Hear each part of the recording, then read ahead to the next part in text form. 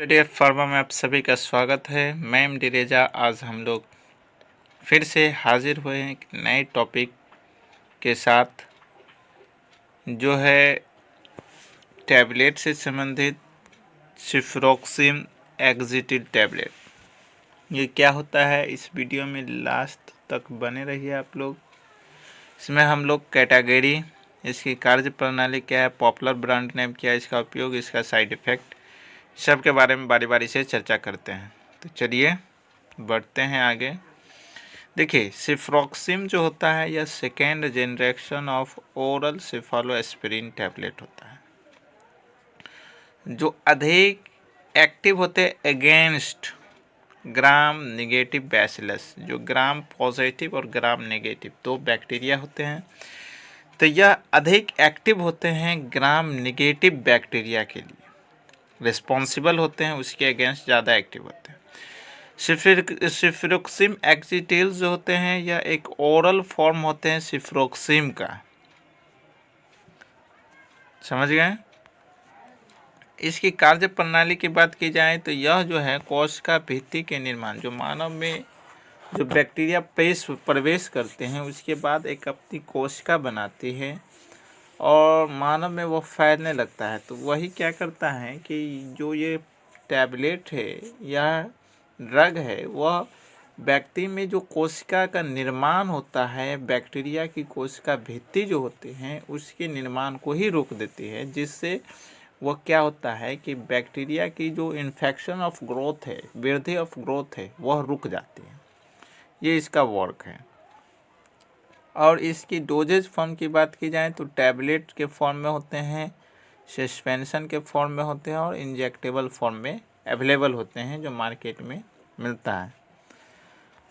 अब आइए कि इसका पॉपुलर ब्रांड नेम की बात की जाए तो सिफ्रोक्सिम, सेफ्टम, GSK का सेफ्टम कंपनी आता है, नोवा सेफ 500 सिप्ला का आता है, उसके बाद आता है सेफकाइंड जो मैनकाइंड फार्मा का आता है, जोसेफ जो एल्कम फार्मा का आता है, एल्कम फार्मा का आता है।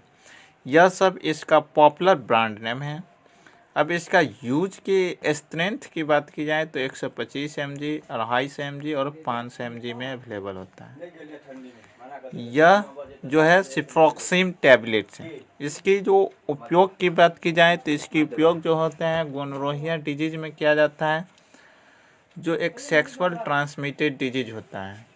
सेक्सुअल ट्रांसमिटेड डिजीज होता है जो एक मेल और फीमेल जो सेक्सुअल कॉन्ट्रैक्शंस होते हैं, जो एक व्यक्ति जो होता है वह अपने आप को प्रिवेंशन नहीं कर पाते हैं और दूसरे अदर पार्टनर के साथ जो सेक्सुअल इंटरेक्शन होता है और सेक्सुअल कॉन्ट्रैक्ट करते हैं, इससे जो होता है वह गोनोरिया डिजीज होता है।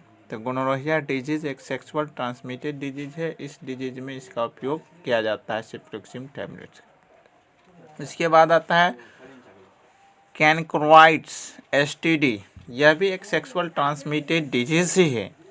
जो इन्फेक्शन होते हैं ulcer as painful content pains pus painful lymph nodes gains, जो क्या होते हैं, जो वेजाइनल होते हैं औरतों में, वहाँ से जो पस डिस्चार्ज होते हैं, जैसे मानव के जो मेल में जो होते हैं, जो यूरिन के समय जो क्या कहते हैं, एक प्रकार का पेन, दर्द होने लगता है, पेनलेस होने, यह सब जो होता है यह कैनक्रोइड STD में आता है। इसके बाद इसका उपयोग किया करते हैं हम ब्रोंचोडाइलेटस में इसका उपयोग करते हैं। ब्रोंचोडाइलेटस जो होता है अस्थमी के केस में भी इस दवा का उपयोग हम लोग करते हैं। अब इसकी जो साइड इफ़ेक्ट की बात की जाए तो इसकी जो साइड इफ़ेक्ट है वह साइड इफ़ेक्ट है कि लाइम डिजीज़ में, जो लाइम डिजीज़ क्या होता है, वह टिक बाइट बोरेलिया बिगडोरफेरी एक कीड़ा होता है, उसके काटने से यह होता है। इसका उपयोग वहाँ कर। इसके अलावा मिडिल ईयर इन्फेक्शन में भी इसका उपयोग किया जाता है। जो कान के मिडिल ईयर होते हैं वहाँ से कान बहना या वहाँ जो इन्फेक्शन होने के कारण जो होता है वहाँ भी इसका उपयोग करते हैं।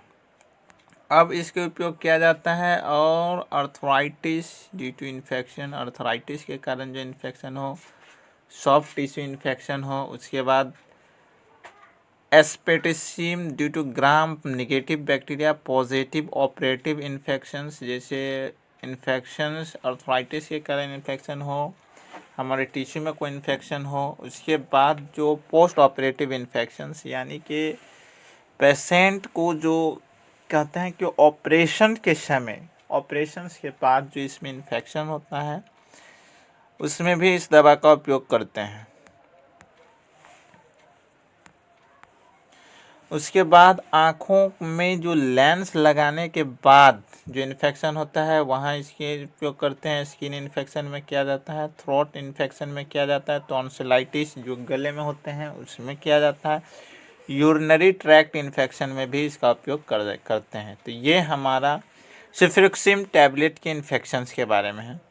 उसके बाद यह जो होता है, always remember cefuroxime is not antiviral, it is antibacterials. यह जो दवा है वो एंटीवायरल में इसका उपयोग नहीं करेंगे, क्योंकि यह एक एंटीबैक्टीरियल के लिए ही है, तो एंटीबैक्टीरियल में भी इसका उपयोग करते हैं। तो आज के लिए इतना ही। अब देखते रहिए स्टडी ऑफ फार्मा चैनल, और ऐसे ही वीडियो देखने के लिए हमारा चैनल को सब्सक्राइब कीजिए, शेयर कीजिए।